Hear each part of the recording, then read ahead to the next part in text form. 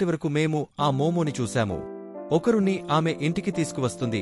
అక్కడ ఒక గ్రహాంతరవాసి వారిపై దాడి చేస్తాడు. మోమో తన మెదడును ఉపయోగించి గ్రహాంతరవాసిని చంపుతుంది. కాని ఆమె మూర్ఛపోతుంది మరియు ఆమె మూర్ఛపోవడం వల్ల ఒకరున్ శాపం బయటపడింది. అతను టర్బో గ్రానిగా రూపాంతరం చెందాడు. దీని తర్వాత మేము ఒక టీవీ ప్రోగ్రాంని చూస్తాము. దీనిలో సాంటా డోడోరియా అనే మానసిక వ్యక్తి ఒక ప్రముఖుడి జీవితం గురించి చెబుతాడు. అతను 27 సంవత్సరాల వయస్సులో, అతనికి భార్య మరియు ఒక బిడ్డ ఉన్నారు మరియు అతను కూరను ఇష్టపడతాడు. కాని అతని చర్చలన్నీ తప్పు, ఎందుకంటే ఆ సెలబ్రిటీ తన వయస్సు కేవలం 20 ఏళ్లు అని చెప్పాడు. అతను ఇంకా ఒంటరిగా ఉన్నాడు మరియు అతను రామెన్ను ఇష్టపడుతున్నాడని ప్రోగ్రాం ముగిసిన తర్వాత ఇక్కడ నిర్వాహకులు ఆలోచిస్తున్నారు, మనస్తత్వం చాలా తప్పుగా ఉందా? ఒక పిల్లవాడు కూడా ఆ సెలబ్రిటీని చూసి తనకు 20 ఏళ్లు అని చెబుతాడు మరియు భార్య మరియు పిల్లలు ఉన్నారనే ప్రశ్న లేదు. ఆ మానసిక వ్యక్తి ఇప్పుడు టాక్సీలో కూర్చుని ఇంటికి వెళ్లడం ప్రారంభించాడు. టాక్సీ డ్రైవర్ అతను చూసిన సాంటా డోడోరియా అని మానసిక వ్యక్తిని గుర్తించాడు. టీవీలో అతనికి నిజంగా మానసిక శక్తులు ఉన్నాయా అని అడిగాడు. అతీంద్రియుడు కారును ఆపమని డ్రైవర్కి చెప్తాడు. అతను ఇక్కడ దిగాలి. డ్రైవర్ బహుశా అతని మాటలు విని ఆమె కోపంగా ఉందని అనుకుంటాడు. కాని ఆమె అతనితో చెప్పింది, మీరు చనిపోవడం ఇష్టం లేకపోతే ఇక్కడ నుండి ఒకరున్ రూపాంతరం చెందాడు. టర్బోలోకి ప్రవేశించండి. గ్రాని మోమో కాలు తినబోతుంది. కాని అకస్మాత్తుగా ఆమెకు ఒక గోరు వచ్చింది మరియు ఆమె నదిలో పడిపోతుంది.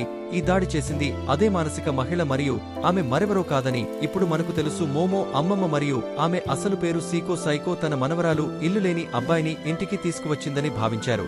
కాని ఆమె ఒక రాక్షసుడు. టర్బో గ్రాని ఇప్పుడు సైకో ముందు అదృశ్యమవుతుంది మరియు ఆమె వెనుక నుండి దాడి చేయడానికి ప్రయత్నిస్తుంది. కాని ఆమె దగ్గరగా వచ్చిన వెంటనే ఆమె సైకోను కాల్చివేస్తుంది. నువ్వు నిజంగా చాలా వేగంగా ఉన్నావు, కాని బామ్మ తన వెనుక నుండి దాడి చేస్తుందని సైకో భావించాడు మరియు ఆమె బామ్మ కోసం ఒక ఉచ్చు వేసింది. అందులో ఆమె చిక్కుకుపోయింది. బామ్మ తన చుట్టూ ఒక వృత్తాన్ని చూస్తుంది. దాని నుండి ఆమె బయటికి అడుగు పెట్టగానే కాలిపోవడం ప్రారంభిస్తుంది. బామ్మ ఆ రేఖను దాటితే ఆమె చనిపోతుందని చెప్పింది, ఎందుకంటే ఆమె సర్కిల్ వెలుపల ఒక అడ్డంకిని ఏర్పాటు చేసింది. ఎందుకంటే సైకో కూడా ఒక వృత్తంలో నిలబడి ఉన్నాడు. వృత్తం లోపల గోరు గుచ్చుకుంటే అది అడ్డం అవుతుంది, కాని గోరు బయట గుచ్చుకుంటే అడ్డం అవుతుంది. అందుకే బామ్మ సైకోను కూడా తాకలేకపోయింది. ఆమె తన అడ్డంకి రక్షణలో నిలబడి ఉన్నందున బామ్మ ఇప్పుడు సైకోను భయపెట్టడానికి ప్రయత్నిస్తుంది మరియు నేను నిన్ను చంపి తింటాను అని చెప్పింది. మీరు నన్ను ఎప్పటికీ బందీగా ఉంచలేరు.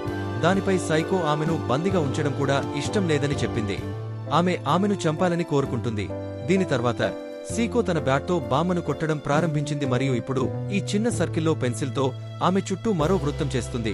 బామ్మ స్పీడ్ వల్ల ఉపయోగం లేదు. బామ్మ సైకోని పిచ్చి వృద్ధురాలిగా పిలుస్తుంది. దానిపై ఓ వృద్ధురాలు మరో వృద్ధురాలిని పిచ్చిగా పిలుస్తోంది అని సైకో చెప్పింది. దీనితో నాకు కోపం వచ్చింది. బామ్మ ఇప్పుడు నువ్వు నన్ను కాల్చేస్తే ఆ అబ్బాయి కూడా నాతో చచ్చిపోతాడు అని సైకోతో చెప్పింది. తన మనవరాలికి ద్రోహం చేసే ప్రతి ఒక్కరిని చంపేస్తానని సైకో చెప్పింది.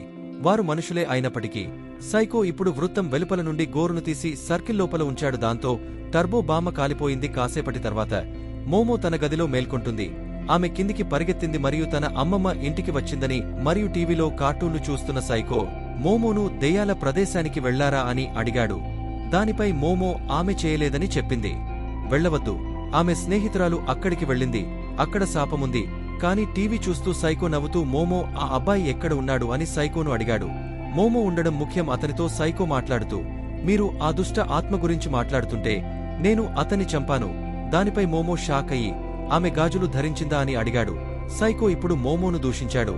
మీరు దయ్యాలను నమ్మలేదని మరియు నన్ను నకిలీ ఆత్మ మాధ్యమం మోమో అని పిలిచారు. ఈ వృద్ధురాలు మోమో ఇప్పుడు దాని గురించి ఎంతసేపు మాట్లాడుతుంది అని చెప్పింది మరియు సైకోకు తల వంచి క్షమాపణలు కోరింది మరియు ఒకరున్ సైకో ఇప్పుడు ఎక్కడ ఉంది అని అడుగగా గుడికి వెళ్ళు అని చెప్పింది. మోమో కోపంతో చెప్పింది, పిచ్చి వృద్ధురాలు, ఒకరున్కి ఏదైనా జరిగితే నేను నిన్ను ఎప్పటికీ క్షమించను. మోమో గుడివైపు పరుగెత్తింది. ఆమె ఒకరుని గుర్తు చేసుకుంది. అతను కేవలం ఒక సాధారణ అభిమాని అని మరియు స్నేహం చేయాలనుకుంటున్నాను అని నేను ఆమెను హాంటెడ్ టన్నెల్కు వెళ్లమని చెప్పాను. ఇప్పుడు కంగారుగా గుడి తలుపు తెరిచి ఒకరున్ అన్నం తింటూ ఉండడం చూసి ఒకరున్ మోమోని బ్రతికుండగా చూసి సంతోషించాడు. మోమోని చంపి ఉంటుందని అనుకున్నాడు. ఇప్పుడు మూసేశాడు తలుపు మరియు ప్రశాంతంగా ఊపిరి పీల్చుకుంటుంది మరియు మీరు ఇంకా బతికే ఉన్నారని చెప్పింది. మోమో నిజానికి ఒకరున్కి చాలా భయపడ్డాడు. సైకో ఇప్పుడు పూజా మందిరంలో ఉన్నంత వరకు ఒకరున్ బాగానే ఉన్నాడని చెప్పింది. కాని అతను బయటకు రాగానే మళ్లీ రాక్షసుడిగా మారతాడు. అతని మరణం గురించి విన్న తర్వాత మోమో చాలా చెడ్డ స్థితిలో ఉన్నాడు. అబ్బాయి తనకు నచ్చిందా అని సైకో అడిగాడు. మోమో తన అరటిపండును టర్బో దొంగిలించలేదని మరియు అతను అరటిపండును పొందే వరకు అతని అప్పు చెల్లించబడదు. మోమో దీనికి బాధ్యత వహిస్తుంది, అందుకే ఆమె అతనికి సహాయం చేయాలనుకుంటుంది. మోమో కూడా ఆమె తన మానసిక శక్తులను ఉపయోగించవచ్చని చెప్పింది. ఆమె యుఎఫ్ఓలో చిక్కుకుంది మరియు ఆమె శక్తులను అన్లాక్ చేసింది. యుఎఫ్ఓ మోమో చెప్పినట్లుగా ఏమీ లేదని సైకో చెప్పింది. సైకో ఇప్పుడు అదే విషయాన్ని చెప్పాలంటే, పాత రోజుల్లో టర్బోగ్రాని చాలా ప్రమాదకరమైనది. ఆమెను 100 కిలోల బామ్మ అని కూడా పిలుస్తారు మరియు ఆమె దేశం మొత్తం భయపెట్టింది. బామ్మ సొరంగంలో నివసిస్తోందని తెలుసుకున్న సీకో ఆమెను చూడటానికి వెళ్ళింది. కాని ఆమె సొరంగం దగ్గరకు కూడా వెళ్లలేకపోయింది, ఎందుకంటే ఆ ప్రదేశం యొక్క ఆధ్యాత్మిక శక్తి చాలా ఎక్కువ. బలమైన సైకో ఇప్పుడు లొకేషన్ బౌండ్ స్పిరిట్స్ గురించి చెబుతుంది.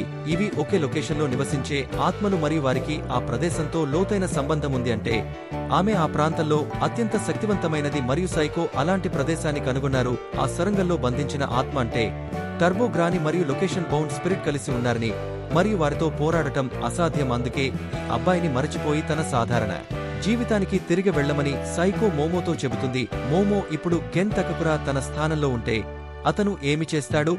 ఆమె నిర్ణయం తీసుకోలేకపోయినప్పుడల్లా ఆమె కెన్ తకకురాలా ఆలోచిస్తుంది మరియు మోమో స్థానంలో కెనుంటే అతను ఖచ్చితంగా ఒకరికి సహాయం చేస్తాడు మరియు మోమో అదే చేస్తాడని సైకో మళ్లీ మోమోను ఆట పట్టిస్తాడు.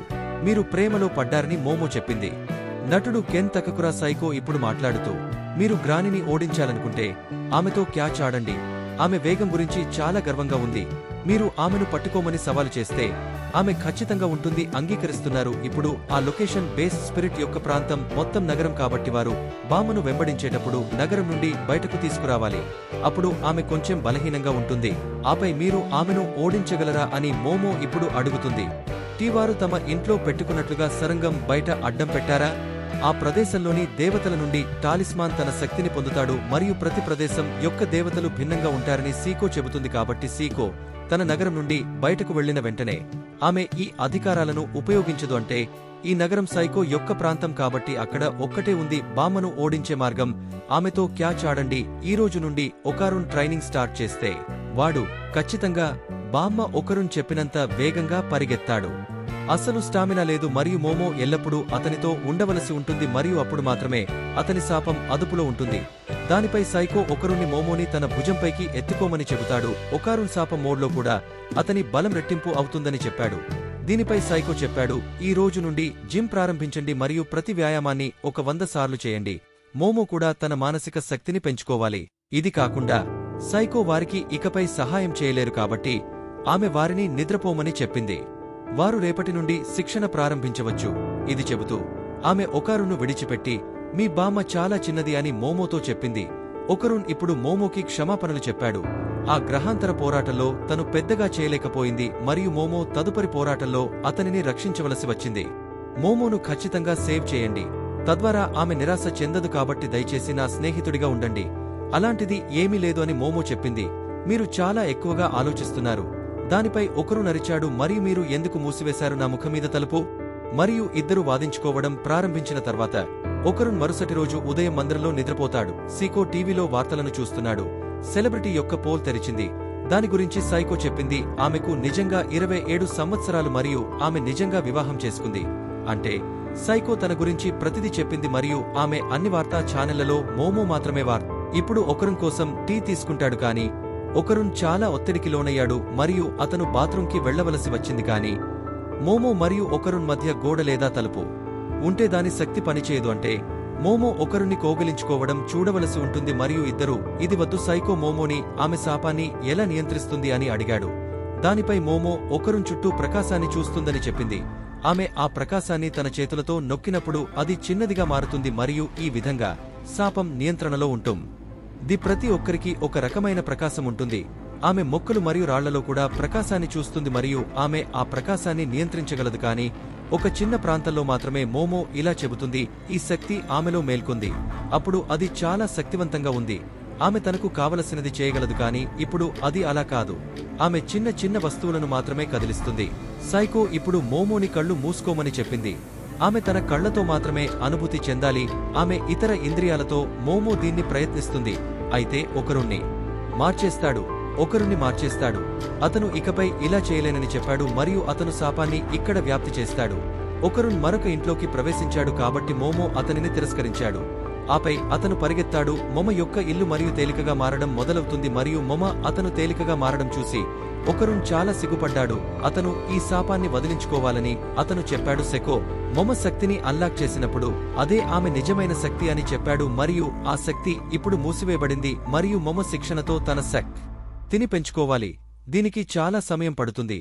అకస్మాత్తుగా మోమో టర్బో బామ్మ బాత్రూంలోకి వచ్చి సీకోను స్తంభింపజేసింది మరియు ఆమె ముక్కు నుండి రక్తం కారుతోంది. బామ్మ ఒకరున్ ద్వారా తనతో మాట్లాడుతోందని మోమోకు చెప్పింది మరియు ఆమె శాపం వైరస్ లాంటిది.